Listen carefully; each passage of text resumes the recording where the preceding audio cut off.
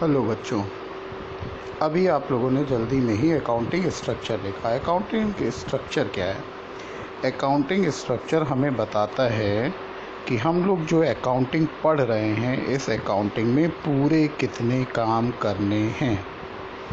उस पूरे काम को अकाउंटिंग स्ट्रक्चर कहते हैं कि अकाउंटिंग कैसे कैसे चलती है और जिससे जो डिज़ायर्ड ऑब्जेक्टिव्स हैं, जो निर्धारित उद्देश्य हैं, उनकी पूर्ति हो जाती है। तो देखो ये कैसे होता है। ऊपर क्या लिखा हुआ है कि the result obtained about the profit and loss and financial position very much depends upon how good the accounting structure is. इन्होंने कहा कि हमें जो साल के अंत में लाभ हानि पता चलता है या हमारी फाइनेंशियल पोजीशन का पता चलता है, वो इस पे डिपेंड करता है कि हमने अपना अकाउंटिंग स्ट्रक्चर कितना अच्छा बना रखा है। The recording of business transaction in the books is not accounting, but accounting is performed for the fulfillment of certain objectives. केवल बिजनेस के सौदों को किताबों में लिख देना ही अकाउंटिंग नहीं है, ठीक है। अकाउंटिंग की जाती है कुछ निश्चित उद्देश्यों को पूरा करने के लिए।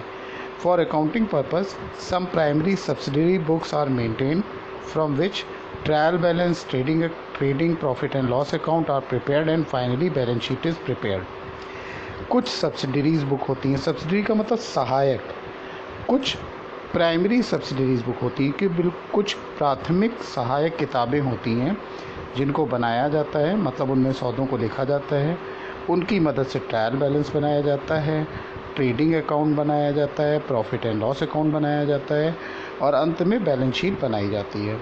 On the basis of which accounting ratio are calculated and objectivity of concern is achieved. और उसके बाद में कुछ अकाउंटिंग रेशियो को कैलकुलेट किया जाता है और उससे जो संस्थान की जो व्यवसाय का जो उद्देश्य है उसे पूरा किया जाता है।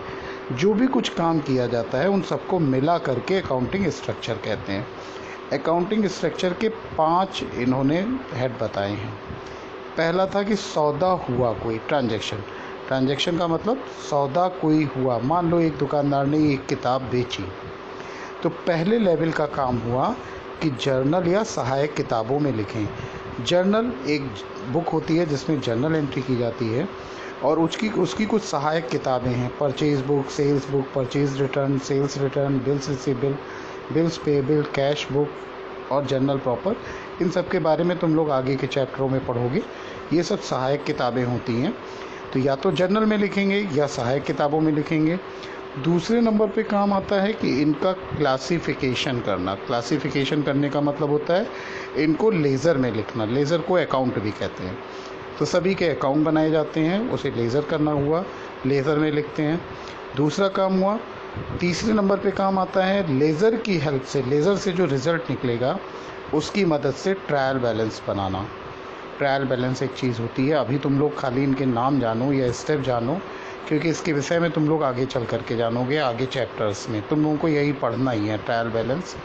और फिर उसके बाद में फाइनल अकाउंट। फाइनल अकाउंट का मतलब होता है manufacturing account, trading account, profit and loss account और बैलेंस शीट। इतनी चीज़ें बनाओ तो ये होता है फाइनल अकाउंट बनना। ये था चौथा स्टेप। और आखिरी स्टेप होता है इसका एनालिसिस एंड इंटरप्रिटेशन। इसका मतलब होता है कि जो भी कुछ काम हमने किया है उस काम की एनालिसिस करना, मतलब जो हमें रिज़ल्ट मिला है उसकी एनालिसिस करना और उससे इंटरप्रिटेशन निकालना, मतलब उससे एक मतलब निकालना।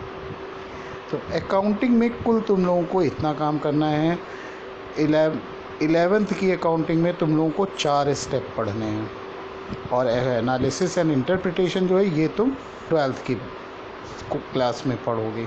तो ये 4 स्टेप तुम लोगों को सीखने हैं। आगे चल करके यही 1 by 1 करके चैप्टर्स हैं।